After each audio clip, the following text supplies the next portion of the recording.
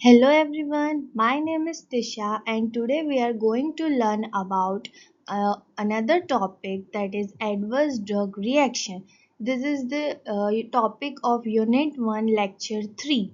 Now this topic is divided into two parts, that is first part, that is A, in which we will cover the definition of adverse drug reaction, history, its classification and genetically determined toxicity. In the next video, that is in B part, we will going to learn about the drug interaction. So let's begin. Firstly, according to WHO, that is WHO, what exactly is the definition or what exactly is the ADR, that is adverse drug reaction?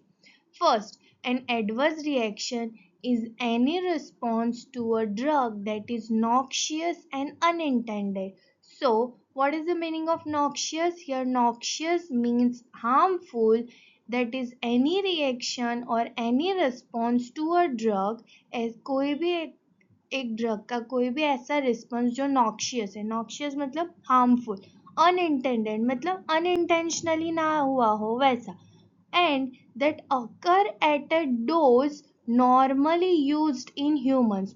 Normally dose पे ही ऐसा कोई harmful and unintended response आएगा किसी भी drug का humans में, तो किस किस वजह से आ सकता है? फॉर प्रोफाइलैक्सिस, प्रोफाइलैक्सिस मतलब किसी भी डिसीज को प्रिवेंट करने के लिए लेते हैं, या फिर किसी भी डिसीज को डायग्नोज करने के लिए, या फिर थेरेपी ऑफ द डिसीज मतलब किसी भी डिसीज को ट्रीट करने के लिए। तो इन सबको मिला के क्या करते हैं? Adverse drug reaction. इसमें एक एडवर्स ड्रग रिएक्शन किसको नहीं बोल सकते? अगर किसी भी ड्रग का ओवरडोज हो गया है तो उसे नहीं बोल सकते। कोई कोई ड्रग अब्यूज़ करते, लाइक अल्कोहल, किसी किसी ड्रग किसी किसी लोगों को पेन किलर का अब्यूज़ होता है तो उसे भी एडीआर नहीं कह सकते।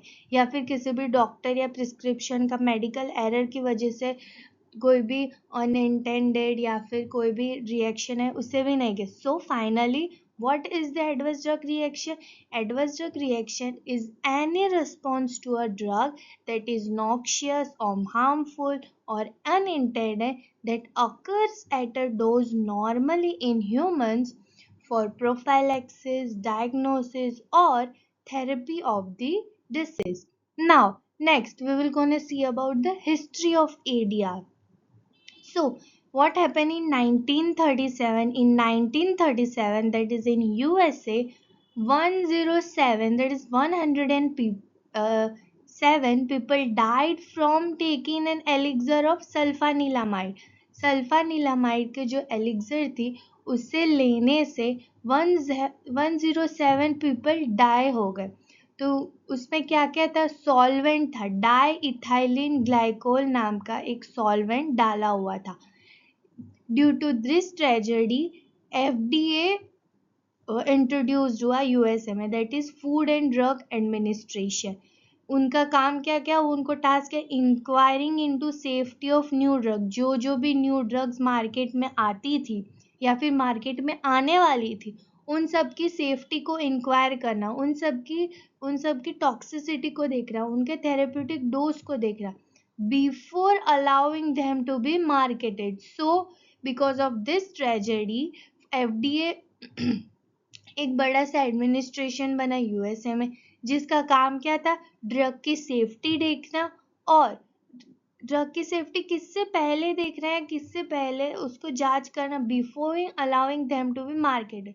उनको ड्रग जो भी कोई भी ड्रग है मार्केट में आती है उससे पहले उनकी सेफ्टी को देखना, ये काम इस्टेब्लिश हुआ किससे? एफडीए से। सेकेंड है इन 1958, दिस वॉज अबाउट 1937। 1950 में एक थैलिडोमाइड ट्रेजेडी हुई थी। वहाँ पे क्या हुआ था कि वेस्ट जर्मनी में एक मोशन सिकनेस के लिए जो प्रेग्नेंट वुमेन थी, जिनको pregnant women as we all know कि फर्स्ट सेकेंड ट्राइमेस्टर में प्रेग्नेंट वुमेन को ज़्यादातर नोजिया, वॉमिटिंग, मोशन सिकनेस देता सब होता रहता, तो उनके लिए एक बार्बिचुरेट हिप्नोटिक इंट्रोड्यूस हुआ था जिसे कहते हैं थैलिडोमाइड। उसका एपीआई क्या था? थैलिडोमाइड। तो वो प्रेग्नेंट वुमन को दे रहे थे। ओके, तो उससे क्या हो रहा था कि उसके उससे क्या हो रहा था कि एक फेल्कोमेलिया करके एक कंडीशन बॉर्न हो रही थी न्यू बॉर्न बेबीज में। बहुत समय तक ये थैलिडोमाइड प्रेग्नेंट वुमेन को एडमिनिस्टर किया, but gradually people, doctor, nurses notice कि एक फेल्कोमेलिया करके डिसीज वहाँ के न्यू बॉर्न बेबीज में हो रही थी। अब what is phocomelia? Hypoplastic and aplastic limb deformities. Limbs अलग अलग, जैसे कि कभी किसी का हाथ अच्छे से बेबी बॉर्न हो तो उसका हैंड नहीं होता था, या फिर हैंड होता था तो समटाइम उसमें डिफॉर्मिटीज होती थी, या फिर लेग नहीं होता था। तो ऐसे अलग अलग hypoplastic and aplastic limb deformities आने लगी किसमें? न्यू बॉर्न बेबीज में। वो भी थाउजेंड्स टू 800 बेबीज में ऐसे सब होने लगे बिटवीन 1959 टू 9। तो ये एक हिस्ट्री में सबसे बड़ी ट्रेजेडी थी। तो इसको नाम क्या दे दिया गया? Thalidomide incident led to public outcry to the institution all around the world and leads to development of drug regulatory authorities.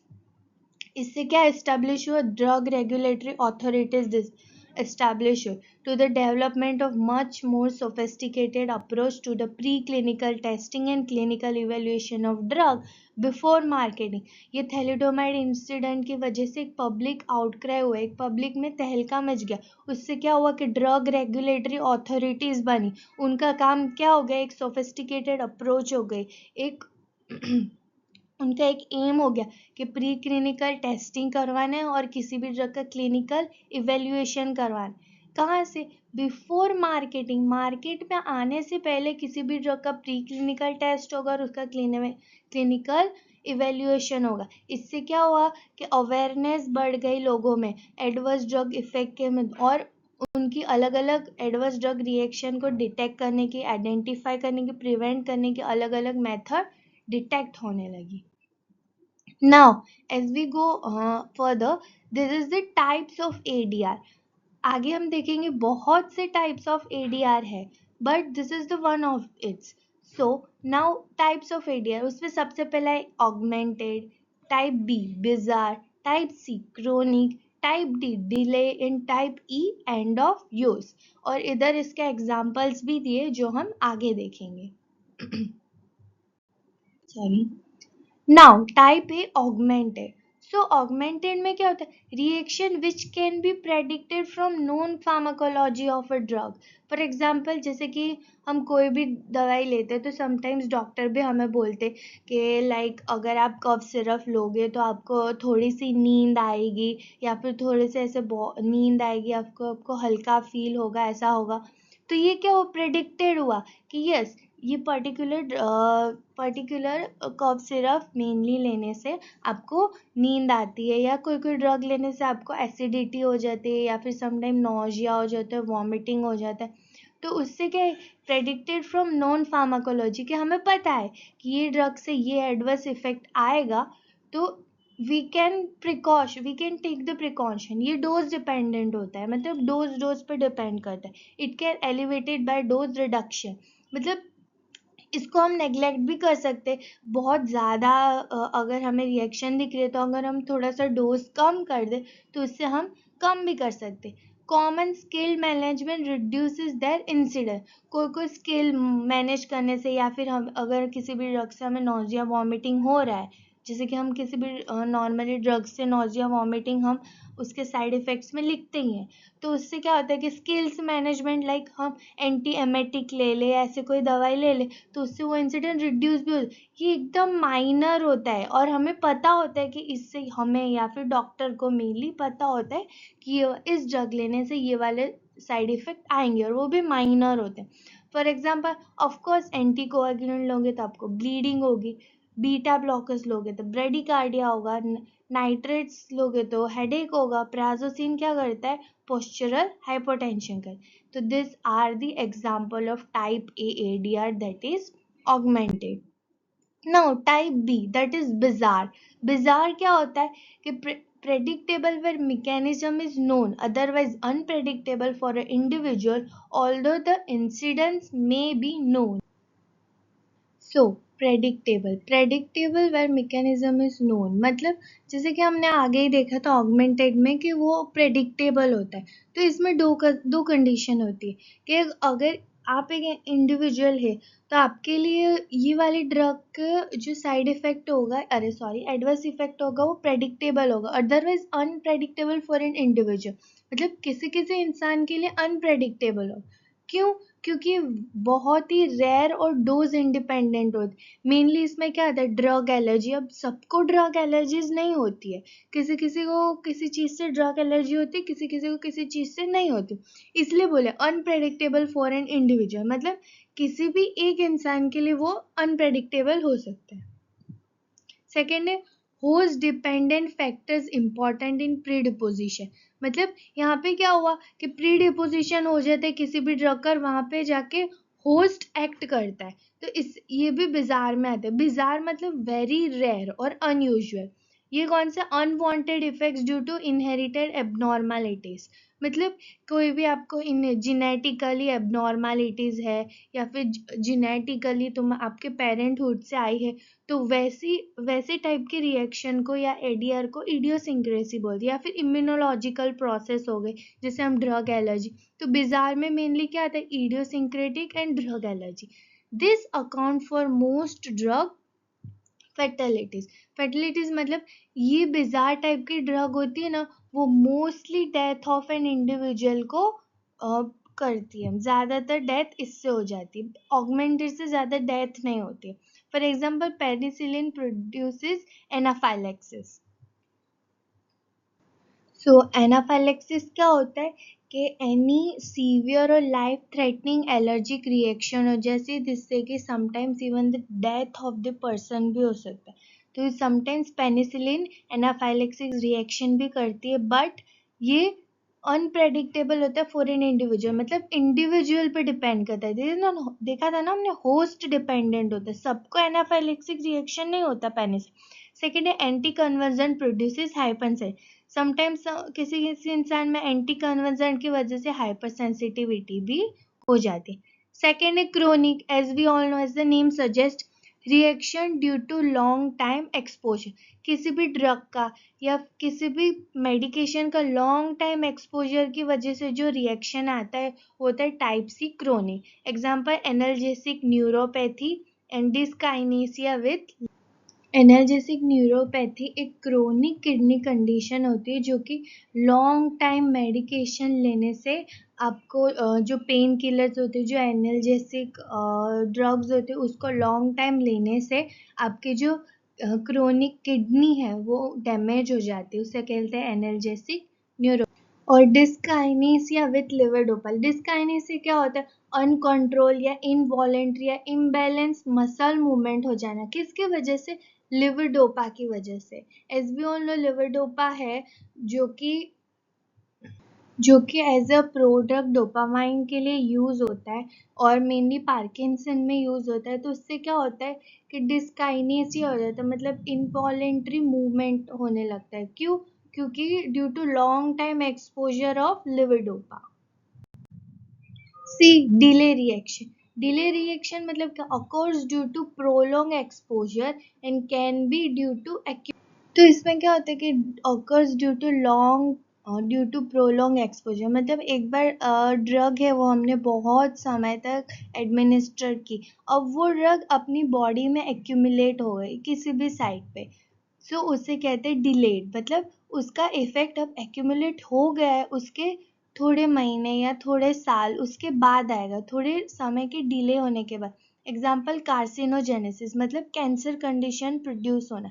और short term exposure is critical time, कोई भी क्रिटिकल टाइम पे किसी भी ड्रग का शॉर्ट टर्म के लिए expose करना। एग्जाम्पल टेरेटोजेनेसिस कंडीशन हो सकती है। टेरेटोजेनेसिस कंडीशन मतलब क्या होता है कि क्रिएशन ऑफ डिफॉर्म्ड ऑर्गेनिज्म या फिर डिफॉर्म्ड बेबीज, मतलब ऐसी ऐसी जो ड्रग्स होती है जो कि डायरेक्टली और इनडायरेक्टली बेबीज के डिफॉर्मिटीज करवाती है, जो प्रेग्नेंट वुमेन के अंदर जो फीटस होता है उनकी डिफॉर्मिटीज करवाती है, उनके लिम्स में या उनकी किसी भी कंडीशन में, उनकी ग्रोथ के डेवलपमेंट में या उसमें डायरेक्ट इफेक्ट करती है। ऐसे ऐसे सब्सटेंस को बोलते हैं teratogens and the condition is known as teratogenesis. Now fifth type is end of use. occurs after the end of use, मतलब किसी भी ड्रग को हमने अब बंद कर दिया है और सडनली बंद कर दिया, उसके वजह से जो इफेक्ट आई उसे बोलते हैं type E and of use adverse drug reaction. इसमें क्या होता है? occurs on withdrawal, especially when drug is stopped abruptly. Sorry, इसमें क्या होता है कि occurs on withdrawal मतलब अपन ने ड्रग विड्रॉ कर ली, मतलब लेना बंद कर दिया है, या फिर XYZ रीजन की वजह से हमने उसको एडमिनिस्टर करना बंद, या फिर स्टॉप एब्रप्टली मतलब अचानक से हमने बंद कर दी उसकी वजह से. इसमें फर्स्ट एग्जांपल है फिनेंड्रोइल विड्रॉल रिजल्ट इन सीजर्स. जो फिनेंटोइन ड्रग है वो एंटी कन्वर्जेंट के लिए, बट उसे हमने अचानक से विड्रॉ कर लिया, अचानक से लेना बंद कर दिया, उससे क्या हो गया? सीजर्स आना चालू हो गए. Steroid will result in adrenocortical insufficiency. Opioid causing withdrawal symptoms. Opioid का भी हम अचानक से बंद कर दे तो उससे withdrawal symptoms आते, for example hallucination आना and many more. Now classification of ADR. आगे भी ADR के क्लासिफिकेशन, ये नेक्स्ट क्लासिफिकेशन है. इसमें क्या है? Classification of A depending on severity, मतलब कितने सीवियर में, कितनी गंभीरता से वो एडवर्स ड्रग रिएक्शन हो रहा है. Firstly minor ADR. इसमें क्या होता है? माइनर, नो थेरेपी, कोई थेरेपी की जरूरत नहीं या फिर कोई एंटीडोट नहीं चाहिए और प्रोलंगेशन ऑफ हॉस्पिटल इज रिक्वायर्ड. सो इसमें क्या होता है? कोई थेरेपी नहीं चाहिए, कोई एंटीडोट नहीं चाहिए या फिर ज़्यादा देर तक हॉस्पिटलाइज्ड होने की भी ज़रूरत नहीं है. ऐसे ADR को क्या हम बोलते हैं? माइनर है. सेकेंड है मॉडरेट. मॉडरेट ADR में required change in the drug therapy, मतलब ड्रग थेरेपी चेंज करने या फिर डॉक्टर डोज चेंज कर देंगे या फिर ड्रग का कोई दूसरा अल्टरनेट लेके आएंगे या फिर स्पेसिफिक ट्रीटमेंट, या फिर उसको स्पेसिफिक ट्रीटमेंट की ज़रूरत है, जैसे कि एटलीस्ट 1 डे या 2 डे तक हॉस्पिटल में एडमिट होना पड़े, उसे कहते हैं मॉडरेट एडियम. सीवियर एडियम मतलब लाइफ थ्रेटनिंग है. इसका मतलब कॉजेज परमानेंट डैमेज, मतलब आप किसी भी ड्रग एडिया ने आपका कोई ऑर्गन डैमेज कर दी या फिर लाइफ टाइम डैमेज हो गया आपकी बॉडी में, उसे कहते हैं सीवियर. लाइफ थ्रेटनिंग भी हो सकता है, आपकी डेथ भी हो सकती है और requires intensive medical care. Means personal and effective intensive medical care होनी चाहिए और इमरजेंसी कंडीशन भी हो सकते हैं सीवियर एडियाज में. सेकेंड है लीथल. लीथल का मतलब directly indirectly contributes to the death of the patient. मतलब इसमें क्या हुआ कि कोई भी ड्रग का ADR हुआ और उससे सीधे आपके पेशेंट की डेथ हो गई, तो उस वो कैसे टाइप की severity? Lethal kind of severity. Now, another classification is based on the effects. Firstly is excessive pharmacological effect. Second, secondary pharmacological effect. Third, idiosyncrasy in allergic drug reaction. Now we will learn about each and every one in detail ahead. तो इसमें क्या होता है कि excessive मतलब normal से भी ज़्यादा एकदम बढ़ा हुआ फार्माकोलॉजिकल इफेक्ट मिले, मतलब हमें जो चाहिए था वो तो मिलेगा बट उससे भी ज़्यादा, उससे भी एक्सेस अमाउंट में हमें फार्माकोलॉजिकल इफेक्ट मिलेगा. सो इसमें क्या होता है? It is common effect of patient those are receiving cardio active agents. इसमें क्या होता है कि ये एक्सेसिव फार्माकोलॉजिकल इफेक्ट होता है, ये कौन से पेशेंट्स में ज़्यादा देखने को मिलता है? जो कार्डियो एक्टिव एजेंट्स ले रहे, डिप्रेशन ड्रग्स ले रहे या फिर हाइपोटेंसिव ड्रग ले रहे या फिर हाइपोग्लाइसेमिक एजेंट ले रहे, इन सब में एक्सेसिव फार्माकोलॉजिकल इफेक्ट देखने को मिलते हैं. If patient are given access from such agents causes such type of reaction in patient. If कोई भी पेशेंट है वो सच एजेंट, कौन कौन से? Cardio active, CNS depression, hypotensive या हाइपोग्लाइसेमिक, कोई भी पेशेंट ये सारे ड्रग्स ले रहा है तो उन्हें ऐसे टाइप की एक्सेसिव फार्माकोलॉजिकल इफेक्ट दिखने को मिलेगी. Some patients are very sensitive to reactions. कोई पेशेंट होते वो ये एक्सेसिव फार्माकोलॉजिकल इफेक्ट से ज़्यादा ही सेंसिटिव होते, तो उनको क्या होते, कोई स्मॉल डोज में उनका एक्सेसिव फार्माकोलॉजिकल इफेक्ट दिखने को मिल जाता है. इसमें क्या आप कह सकते हैं कि अब देखो हमें पता है कि हाइपोग्लाइसेमिक एजेंट जो कि डायबिटीज के ड्रग है, उनका काम क्या होता है कि ब्लड ग्लूकोज लेवल को नॉर्मलाइज करना, नॉट डिक्रीज करना। बट कोई भी हाइपोग्लाइसेमिक एजेंट लेते वो एकदम से ब्लड ग्लूकोज लेवल को डिक्रीज कर देती, ना कि नॉर्मल रेंज में लाती। तो वो क्या हुआ, एक्सेसिव फार्माकोलॉजी। तो अब एकदम से डिक्रीज हो गई, तो अब एक वो भी तो एडवर्स ड्रग रिएक्शन है, वो भी तो एक हानिकारक हुई अपनी बॉडी के लिए। इधर कुछ एग्जांपल्स दे। हिपेटोसेलुलर डिसफंक्शंस हो जाता है, क्यों? क्योंकि कोई भी कंडीशन है, जैसे कि आपको हिपेटाइटिस हुआ है या सिरोसिस हुआ है, तो उससे क्या होता है कि drug reduce the clearance of drug drug का जो क्लियरेंस है, ड्रग का जो एक्सक्रीशन है, वो डिक्रीज हो जाता है। जैसे कि कौन कौन से ड्रग, फिनेंटोइन, थियोफाइलिन, वारफरिन का। रिडक्शन इन हिपेटिक फ्लो जो आपके लिवर में जो ब्लड फ्लो है उनका डिक्रीज हो जाता है। कौन सी condition? As in heart failure can reduce the hepatic clearance of a drug that have high extraction ratio, for example propranolol, morphine, thidine. Either age of patient like neonates, infants, elderly must know during administration of drug. अब ये ज़्यादा susceptible कौन होता है इसमें? जो neonates होते हैं, इन्फेंट्स होते हैं, या फिर एल्डरली पेशेंट्स होते हैं, या फिर जीरियाट्रिक पेशेंट होते हैं, उन सब का हाईली ससेप्टेबल होते हैं। Now second is secondary pharmacological effect. इसमें क्या होता है, नो ड्रग है सिंगल फार्माकोलॉजिकल इफेक्ट। कोई भी ड्रग है उनकी सिंगल फार्माकोलॉजिकल इफेक्ट हो ही नहीं सकती। Any effect which are associated with the drug beside the desired effect are called secondary pharmacological effect.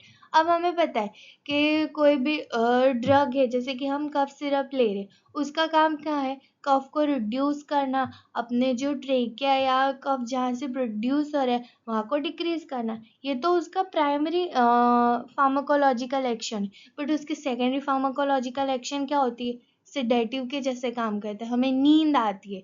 तो ये क्या हुआ कि ये हमारे फार्माकोलॉजिकल इफेक्ट के नहीं था, डिजायर नहीं था हमें जो नींद आना, but associated with drug beside the desired effect के साथ साथ जो आई उसे क्या बोलते हैं? Secondary pharmacological effect. This are also called as type A. जो हमने आगे पढ़ी थी ऑगमेंटेड वाली, वो प्रेडिक्टेड भी कह सकते हैं। Adverse drug which is based on pharmacological property. Example, bronchospasm with propranolol. Propranolol क्या है? बीटा ब्लॉकर है। उससे क्या होता है कि आपके जो ब्रोंक्यूल्स होते हैं वो स्पाज्म हो जाते हैं। दस, for propranolol bradycardia is a primary pharmacological adverse effect and bronchospasm is a secondary pharmacological effect. अब हमें प्रोपेनोलोल है, उसका काम हम मेनली कहाँ लेते हैं? ब्लड प्रेशर को डिक्रीज करने की। तो इससे क्या हुआ कि ब्रेडिकार्डिया हो गया, मतलब ब्लड प्रेशर डिक्रीज तो हो गया, वो उसका प्राइमरी इफेक्ट है। बट उसने क्या किया? ब्रोंक्यूल्स थे अपने जो, उसको भी डिक्रीज कर दिया, उसका भी जो साइज था उसको रिड्यूस कर दिया। तो ये क्या हो? Secondary pharmacological effect. ये जो ब्रेडिकार्डिया था उसके साथ साथ ब्रोंकोस्पाज्म भी हुआ, उसे कहते हैं secondary pharmacological effect. Second example है marks CNA depression following Rasapai. More emphasis is now placed on secondary pharmacology of new drug during the pre-evaluation to anticipate problems that might arise once the drug is given to human. अब आजकल क्या हो रहा है कि आजकल जो secondary pharmacological effect है, एडीआर है, उसको आजकल ज़्यादा अच्छे से इवेल्युएट करा जा रहा है। कहाँ पे? जब हम प्री क्लिनिकल इवेल्युएशन कर, ताकि क्या हो कि जब ह्यूमंस को ड्रग एडमिनिस्टर किया जाए तब प्रॉब्लम्स कम हो। थर्ड है idiosyncrasy. As we all know, idiosyncrasy क्या होता है कि वो एक ओरिजिनेट ग्रीक वर्ड है जिसका मतलब होता है इडियोसिंक्रेसिया। इडियोसिंक्रेसिया क्या? ये आपका मेनली जो जेनेटिक होता है, जो आपकी ओन बॉडी के लिए होता है, जो कॉमन नहीं होता, जो आपके एंसेस्टर्स या पेरेंट्रल से आया होता है, उसे कहते हैं idiosyncrasy. A peculiar temperament habit of the body. मतलब क्या होता है? फ्रॉम ईडियोज मीन्स वंस ओन, मतलब खुद की बॉडी का। कैरियर्स मीन्स मिक्सिंग टुगेदर और लिटरली सेल्फ रूल क्योंकि अगर मुझे है वो वाली एलर्जिक ड्रग रिएक्शन या फिर कोई भी ड्रग से मुझे अनयूजुअल या अनइंटेंडेड इफेक्ट आ रहा है, तो सिर्फ वो मेरे को ही होगा, वो मेरे से ही होगा, बाकी सबको नहीं हो सकता। तो उसे क्या सॉरी उसे क्या बोलते हैं, इडियोसिंक्रेसी। सो यार ग्रीक वर्ड से इडियोसिंक्रेसिया से हुआ। इडियोस मीन वंस ओन, मतलब खुद के जो जेनेटिक है या जेनेटिक एबनॉर्मलिटीज है उससे हो। इसे क्या कहते हैं, ऑल्सो कॉल्ड टाइप बी एडिया। जो कि टाइप बी एडिया कैसा था, अनप्रेडिक्टेबल था और वेरी रेयर था। The term is primary use to denote the both quantitative and qualitative unusual, unexpected and abnormal drug effect. It covers bizarre drug effect which cannot be explained or predicted in individual recipients. मतलब doctor अब ये मेरे genetic पे depend करेगा। For example कि मैं कोई भी ड्रग ले रही हूँ, कोई भी drug for example A, let's say उस ड्रग का नाम है ए। अब वो ड्रग ए ले रही हूँ, मैं ले रही हूँ तो कुछ अलग इफेक्ट आ रही है, आप ले रहे हो वही सेम ड्रग को तो कुछ अलग इफेक्ट आ रही है। क्यों? क्योंकि बिकॉज ऑफ मेरी ओन बॉडी स्ट्रक्चर की वजह से या मेरी ओन बॉडी जेनेटिक्स की वजह से मेरे को वो इफेक्ट आ रही है और आपको वो इफेक्ट आ रही है। तो क्या वो इंडिविजुअल रेसिपिएंट के ऊपर डिपेंड करता है। तो उसे हम डॉक्टर भी एक्सप्लेन नहीं कर सकते और उसको डॉक्टर प्रिडिक्टेड भी नहीं कर सकता। Now, characteristic of idiosyncrasy. Idiosyncrasy की characteristic क्या है? It occurs in genetically abnormal subjects. Means क्या होता है, क्या अगर आपकी बॉडी में कोई जेनेटिक एबनॉर्मालिटीज है जो पेरेंट्रल्स या फिर आपके जेनेटिक में है, तो उसकी वजह से it arise only for few days, थोड़े दिन के लिए रहेगी, prior drug exposure is necessary. अब इसको ट्रीट करने के लिए, ट्रीट तो नहीं कर सकते बिकॉज ये जेनेटिकली होता है, बट इसको प्रिडिक्ट करने के लिए या फिर इसको प्रिवेंट करने के लिए हम किसी भी ड्रग का एकदम कम डोज में हम उसको पहले से एक्सपोज कर सकते हैं, ताकि हमें पता चले कि हमें पर्टिकुलर ड्रग की इडियोसिंक्रेटिक रिएक्शन आ रही है कि नहीं। It response is dose dependent. अब समटाइम्स क्या होता है, डोज डिपेंडेंट भी होता है कि मैं 300 mg ले रही हूँ तो मुझे कोई रिएक्शन नहीं आ रहा, बट मैं 500 mg ले रही हूँ तो मुझे रिएक्शन आ रहा है। It mechanism is explain by drug receptor interaction. अब ड्रग और रिसेप्टर के बीच में जो इंटरेक्शन होता है उसकी वजह से ही हमें इडियोसिंक्रेटिक रिएक्शन आते हैं। फॉर एग्जाम्पल, एनर्जेसिक में induce tumour of kidney and pelvis in patient with renal disease. कोई कोई जो रीनल डिसीज के पेशेंट होते हैं उनमें क्या होता है कि एनर्जेसिक होती है, जैसे कि पीसीएम वगैरह, उन सब से क्या होता है कि किडनी और या फिर आपके जो पेल्विस एरिया उनमें ट्यूमर भी हो सकता है। बट ये भी रेयर होता है, ये सब में नहीं होता, ये जेनेटिकली होता है या फिर समटाइम्स ओन काइंड पे या खुद की बॉडी स्ट्रक्चर पे डिपेंड करता है। हमने अभी आगे हिस्ट्री में देखा phocomelia which develop in offsprings of mother expose to thalidomide. अब उस वक्त में ऐसा तो नहीं था ना कि 10 out of 10 मदर्स के जो ऑफस्प्रिंग्स थे उनको फेल्कोमेलिया हो रहा था, नहीं। बट उस उस वक्त क्या हो रहा था कि सम 10 out of 7 या फिर 6 फीटल्स को फेल्कोमेलिया हो रहा था। तो उसके क्या हुआ कि अब ये भी क्या होगा कि आपकी जेनेटिक्स या फिर उस मदर की ओन काइंड पर डिपेंड कर दिया।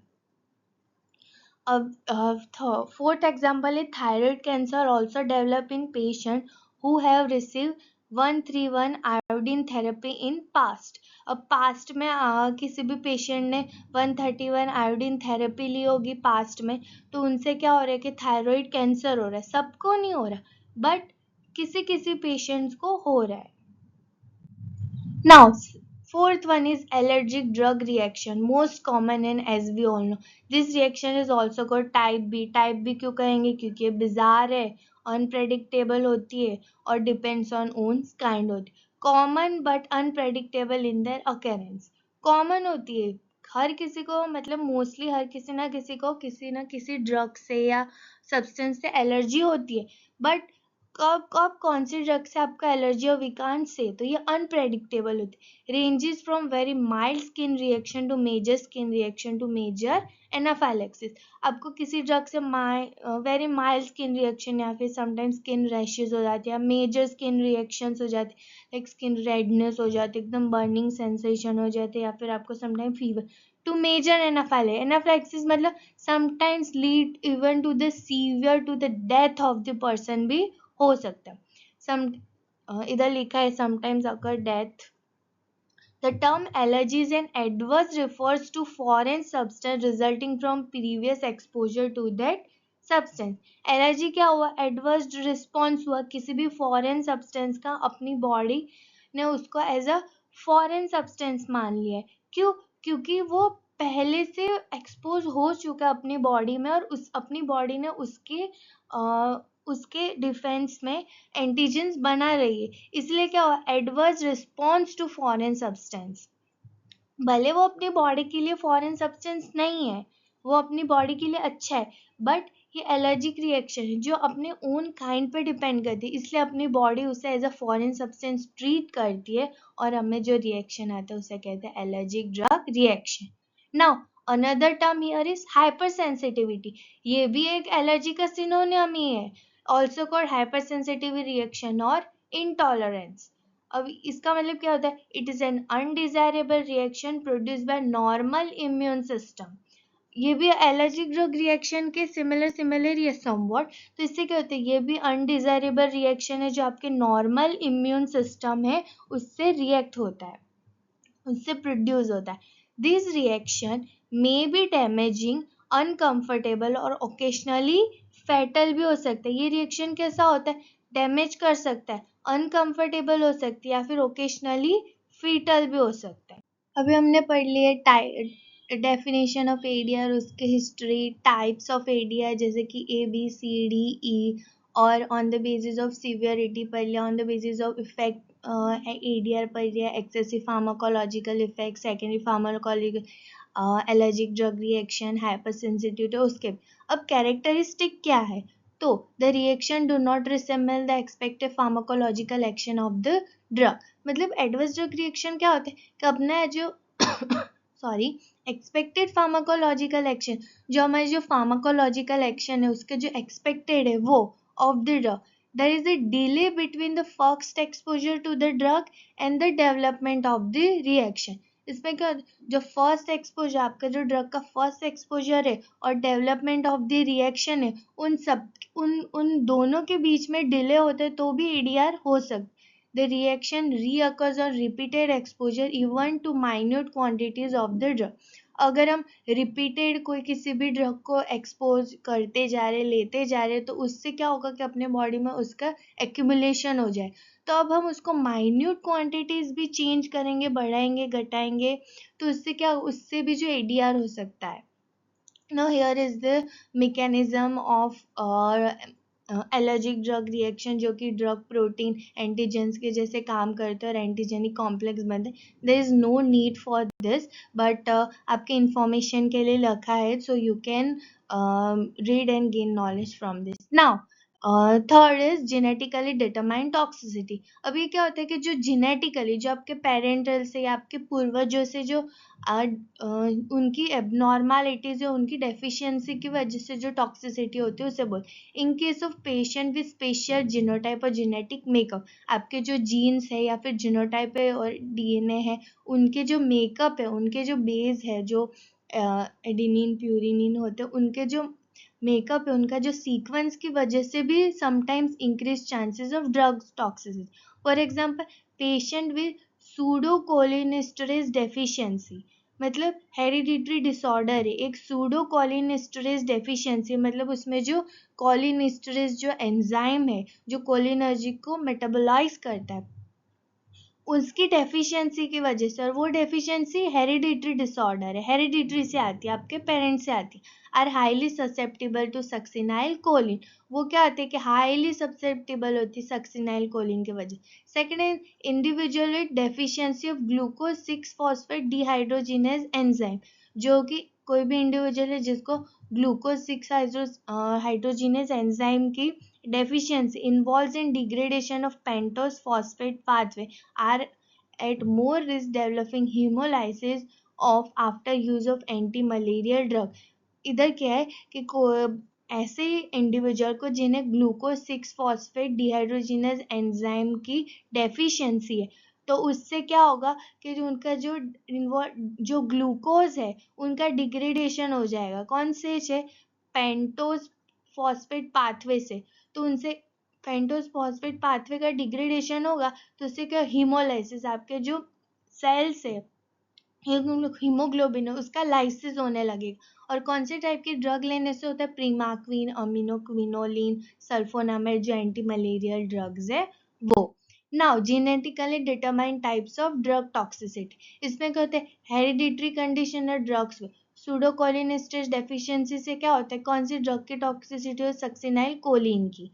पोर्फेरिया से बार्बिचुरेट्स होती है, ग्लाउकोमा से कॉर्टिकोस्टेरॉइड्स की, एंड ये सारे एग्जाम्पल्स हैं। Thank you friends for listening till the end. This leads to the end of the ADR session. Now in the next video we will discuss about the drug interaction, which is also the sub part of ADR. Thank you.